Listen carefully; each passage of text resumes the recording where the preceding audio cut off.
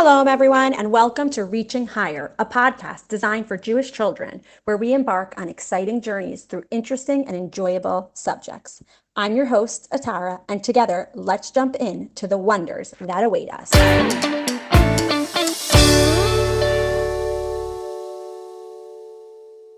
Welcome to the newest episode of Reaching Higher. Today's episode is all about books.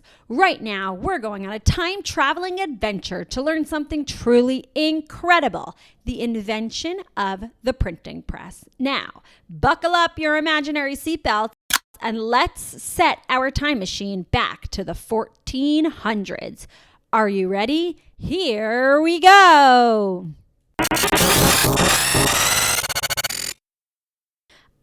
Here we are in the medieval town of Mainz, Germany. The air is filled with the clanking sounds of blacksmiths and the chatter of townsfolk. But in a small workshop, something magical is happening. Meet Johannes Gutenberg, a guy who looks like he's always got ink on his fingers and an idea bubbling in his head. Now, Gutenberg had a wild dream. He wanted to make books that everybody could read, not just the rich people or those who had money to write for months by hand. So he invented the printing press. But kids, let me tell you, this wasn't your computers and printers today. Imagine this, Johannes Gutenberg with his trusty assistant, Hans, trying to print the first Chumash. Printing in the printing press was like a giant puzzle. They had to put together tiny letters, each one carved out of metal. Stringing letters together would make words, and words that would fill an entire page. It's like playing with the world's tiniest Lego pieces. But instead of building a castle, you're trying to spell things like Bereshit, in the beginning, which is the beginning of the Torah. And it was the first book ever printed on the printing press. So Han goes and he dips the metal pieces into the ink pot and then to stamp them on the paper. I can just see it now. Hans is covered in ink and Gutenberg is all like, Hans, did you print the page upside down again? They must have had some really messy adventures. But guess what? They did it. They printed books faster than ever before. And suddenly, people could read stories, learn new things, and share ideas like they never could before. Now, you might be wondering, what's the big deal? We have books everywhere today. But back then, books were rare, uncommon. They were so expensive. Thanks to Gutenberg, books became as common as, well, matzah on Pesach. So next time you pick up a book, remember Johannes Gutenberg and his amazing printing press. It's because of him we can read stories and learn about our history. Thank you for joining me on this adventure back in time. Keep dreaming higher and keep reading. To continue our theme of books, let's learn about how books are written today, in 2024. We have on our show today Rebecca. Rebecca is an author and wrote an incredible story called The Mysterious Missing Book. She will join us now and answer all of our questions. Hi, Rebecca. Thank you so much for coming on Reaching Higher. Can you introduce yourself? Tell us where you're from and where you live now. Hey, Tara. Thank you so much for having me. My name is Rebecca. I'm originally from New York. We made Aliyah to Modi'in almost 10 years ago. It'll be 10 years this summer. Okay, Rebecca, we know you're an author. Why did you become an author? I actually wanted to become an author. I love books. I love children's books. I'm a literacy specialist by training. So that means that I know what makes a good children's book. And I know that there aren't a lot of children's books that have kids with wheelchairs, with disabilities. And so I wanted to help put out books that there weren't so many of them out there. We've talked on our podcast about challenges since we all face challenges. Did you face challenges when you were writing the book? Sometimes when I have to write or discuss an idea for the podcast, I get writer's block, which is when I just can't think of what to do and what to say. Does that ever happen to real authors? It absolutely does. It absolutely does in the writing process. I've absolutely had writer's block. And when I have writer's block, the best thing for me to do is just to stop and maybe to take a break, take a walk around, maybe even look at the story a few days later, like not even try to finish it right away, just to take a break from it and to kind of just let ideas come back. I also faced a lot of challenges while putting the book together. It took me a really long time because a lot of things that it took to put the book together, I didn't know how to do. So I had to ask for a lot of help. I had to do things that I've never done before, which was really scary. And it was really hard for me. And now I'm actually writing my second book and it's so much easier. So, illustrations are the pictures in books. Who illustrated your book, and how did you make sure that the illustrator's images and the pictures they chose matched what you had pictured? So the illustrator, her name is Bridget Malloy, and she is a fabulous, fabulous illustrator. If you haven't seen the book, it's the picture that I had in my head for what I wanted. And the way that I told her what to do is I basically kind of wrote a script where I wrote the story and I wrote it on which page. So when you open up the book and you see page 1 or page 2, then I'll have the words of the story. And then I wrote a description of what I wanted to see in this page. I wanted to see a boy in a wheelchair with the superhero cape. I wanted him to have a superhero tool belt. I wanted it to be a certain color. There were also times where I gave the illustrator kind of her own choice to do what she wanted but just to make sure that it fit within the theme and that it fit the story. But basically that's what I did was I gave her a script of what I wanted her to do. That was a good way to ensure that the book could look like what you had pictured. You mentioned a few times that your main character is in a wheelchair. Can you tell us a little bit about that and why that is? Absolutely. So I wrote this book for my son who has cerebral palsy. And if you don't know what that is, that's a disability that affects the way that your brain sends messages to your body. And sometimes it can affect different muscles. It can affect your arms, your legs, one arm or one leg. And so for my son, he uses an electric wheelchair and he loves superheroes. And I wanted to write a book for kids where the character was in a wheelchair, so that my son would have a book that he could relate to and that he can open it up and be proud of it. And that other kids could read it and see that there are people in wheelchairs who do superhero things. And we don't learn so much about the disability in my book. It's more of just a fun, awesome superhero story where the main character is in a wheelchair and it's just to show that everyone can be a superhero no matter what your ability is. How long did it take you to write your book? To write the story, it didn't take very long. It probably took about 2 to 3. Is that very long? I don't know. It took about 2 to 3 months to get the story down and to have people edit it and to check it and to give me some feedback and responses to it. To publish the book, it took me almost 2 years. That means to put it together from the story all the way through the illustrations, all the way until when you sell it. That took me a very long time.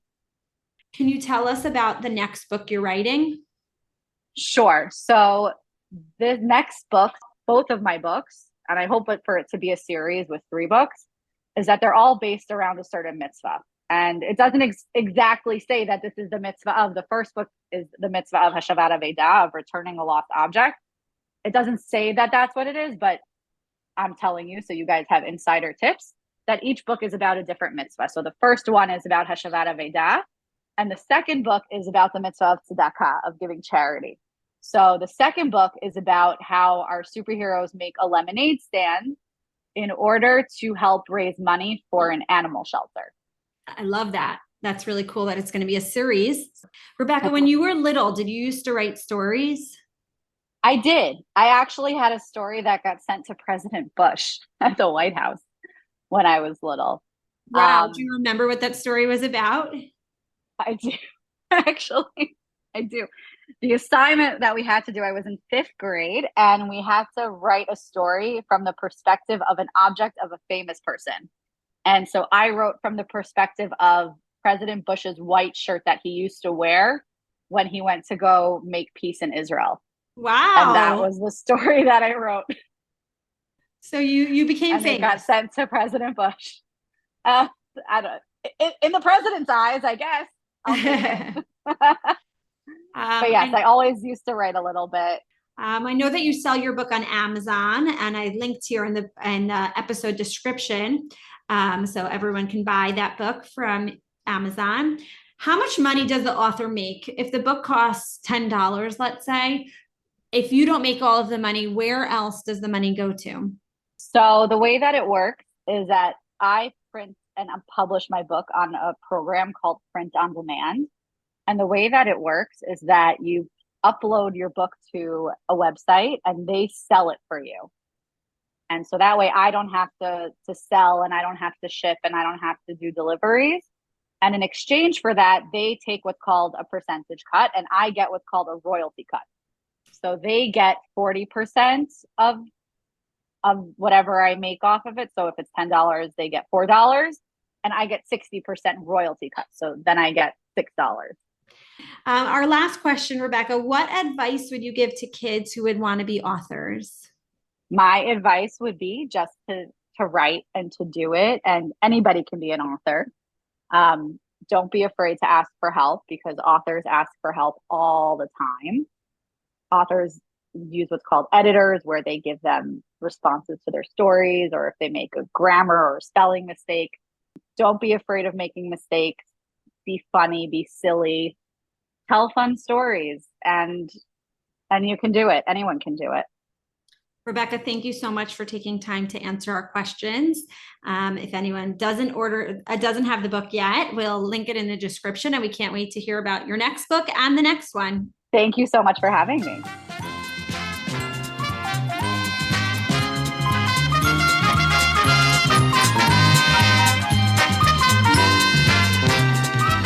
Welcome to Reading Trivia Time. Here you will test yourself to see if you are a rockin' reader.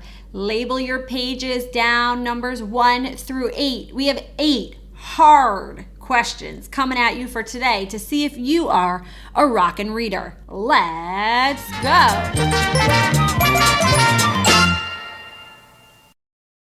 Question number 1. Which famous book has the following 3 characters? Ron, Hermione, and Snape. Is it A, Harry Potter? Is it B, Lord of the Rings? Or is it C, Captain Underpants?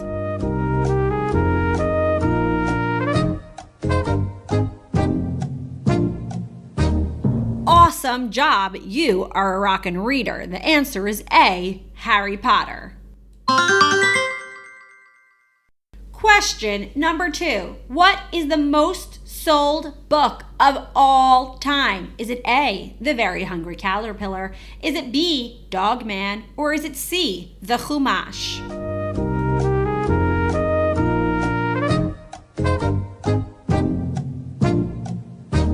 Correct. The answer is C, The Chumash. The Chumash has sold more copies than any other book in history. Question number 3. What story has the main character named Greg who keeps a diary? Is it A, Diary of a Funny Kid? Is it B, Diary of a Wimpy Kid? Or is it C, Diary of a Tired Kid?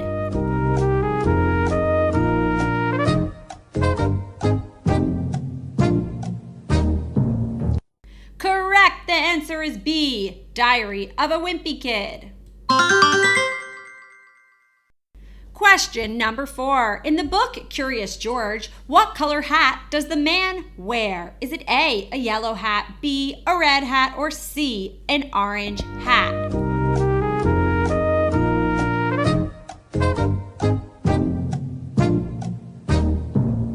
Great job. You are a rockin' reader. The answer is A, a yellow hat. The man with the yellow hat. In the popular children's book about the girl who loves to be fancy, who is the main character? Is it A, Fancy Franny? Is it B, Fancy Lady? Or is it C, Fancy Nancy?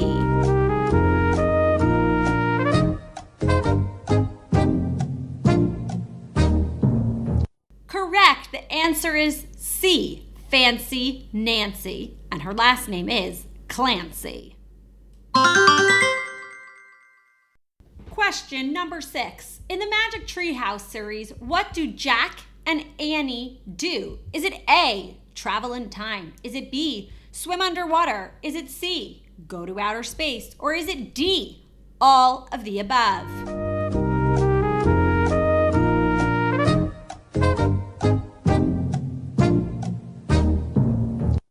Correct. The answer is D, all of the above. Through the whole series, they take lots of adventures, including traveling in time, swimming underwater, and going to outer space. Question number 7. Who is the teacher in the Magic School Bus books? Is it A, Miss Pizzle? Is it B, Miss Whizzle? Or is it C, Miss Frizzle?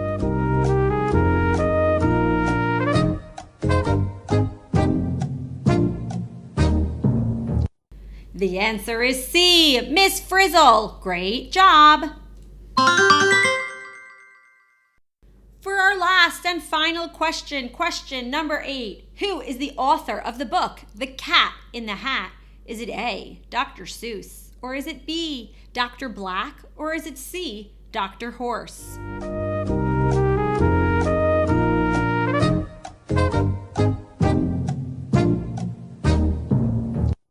Amazing job. The correct answer is A, Dr. Seuss. Each question was worth 2 points with a total of 16 points. How many points did you get? Are you a rockin' reader? We've talked a lot about the book writing process and about many popular stories and books, but we wanted to know, what's your favorite book? Hello, my name is Maya, and my favorite book is Charlotte's Web. Hi, my name is Jacob, and my favorite book is Mechanic Instructions. Hi, my name is Amalia, and my favorite book is the Torah. My name is Yoda, and my favorite book is King's Child. My name is Alicia, and my favorite book is Franklin the Turtle. Hi, my name is Gavin, and my favorite book is Curious George. Thank you so much for joining us on this week's episode. Help us grow our podcast by sharing it with your family and friends.